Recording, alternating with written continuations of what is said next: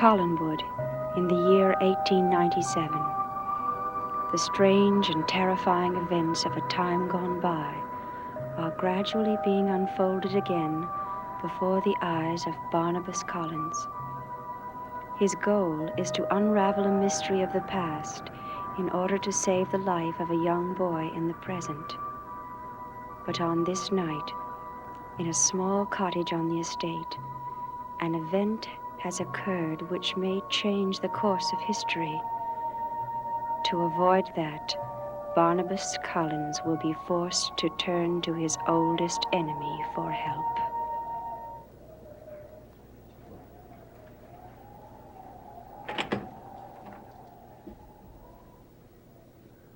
Anybody in here?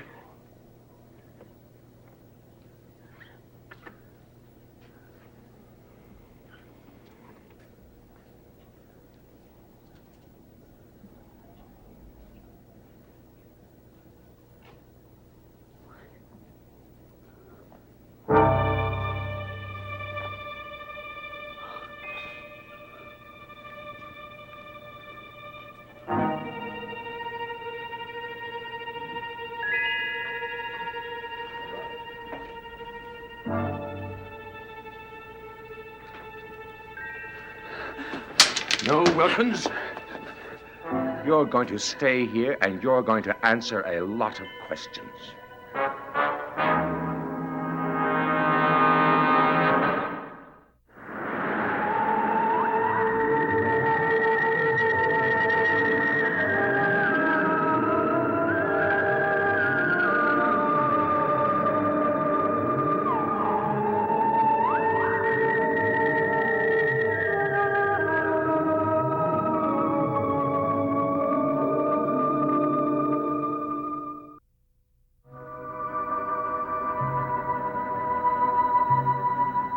In the great drawing room at Collinwood, a man lies dead.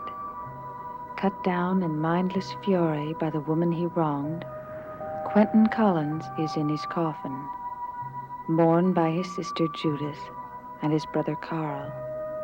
But even in death, there is no peace for Quentin Collins.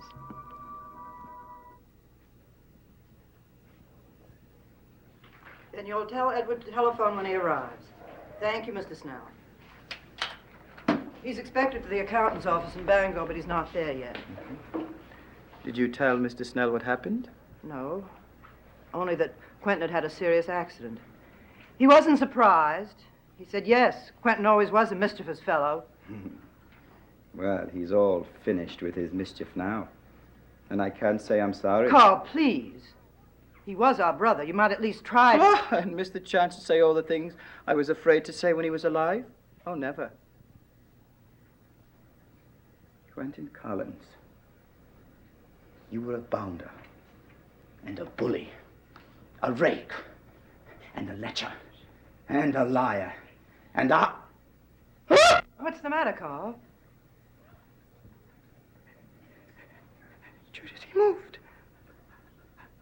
I swear. Lying in his coffin. Quentin moved.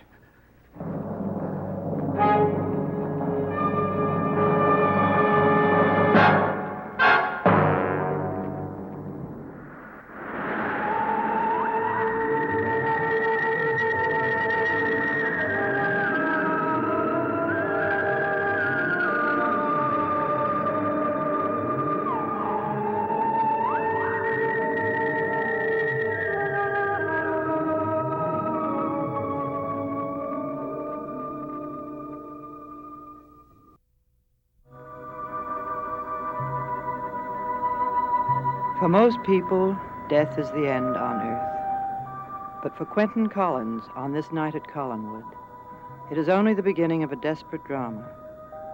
Secrets, carried on the wind, invade the darkness. A body shudders as if trying to free itself from death. A child speaks with Quentin's words and thinks with Quentin's twisted thoughts. And finally, in the dead of night, a young girl awakes from a nightmare world of dreams to find that the waking world holds even more terror.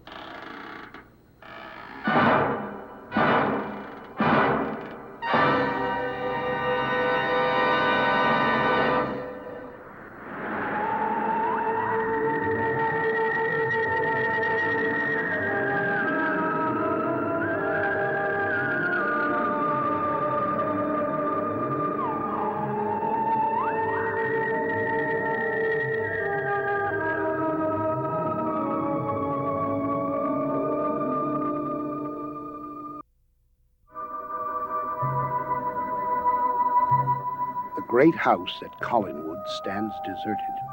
A ghost walks the silent rooms, waiting for a possessed child to die. But Barnabas Collins, determined to thwart the spirit, finds himself back in the year 1897. And Barnabas discovers that his presence there changes the history he knows happened. For Quentin, killed and buried, has risen from his grave, a robot following the orders of the vengeful Angelique.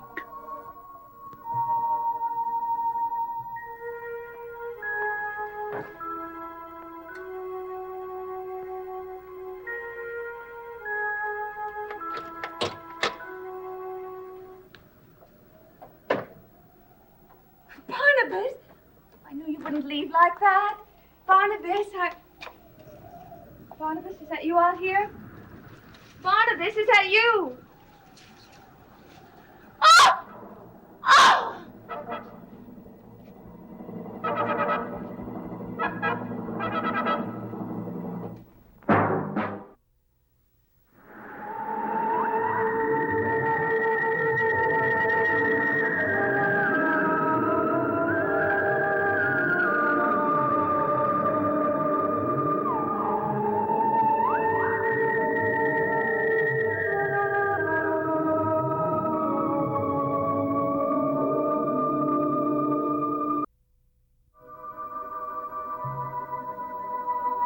Collinwood, in the year 1897, where Barnabas Collins has returned to save a life in the present. Barnabas's mission is in jeopardy, for Quentin has died before his time and returned as a zombie, and his spirit has inhabited a child. Now Barnabas must try desperately to lure the spirit from the child into the unthinking body.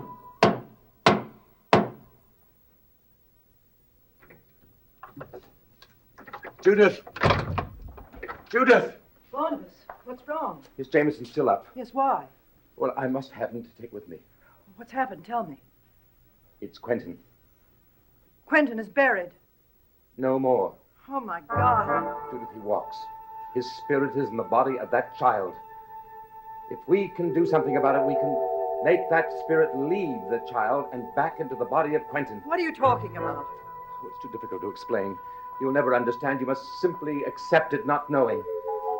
I must have the child. No. Please, let me have him. No, I can't. I can't let you. Judith, unless we try, Quentin will roam this estate for the rest of our lives, and Jameson will never be himself again. Now, Judith, listen to me. I can't. Judith, if I don't get back to Quentin before he gets into that grave, Jameson will be lost forever.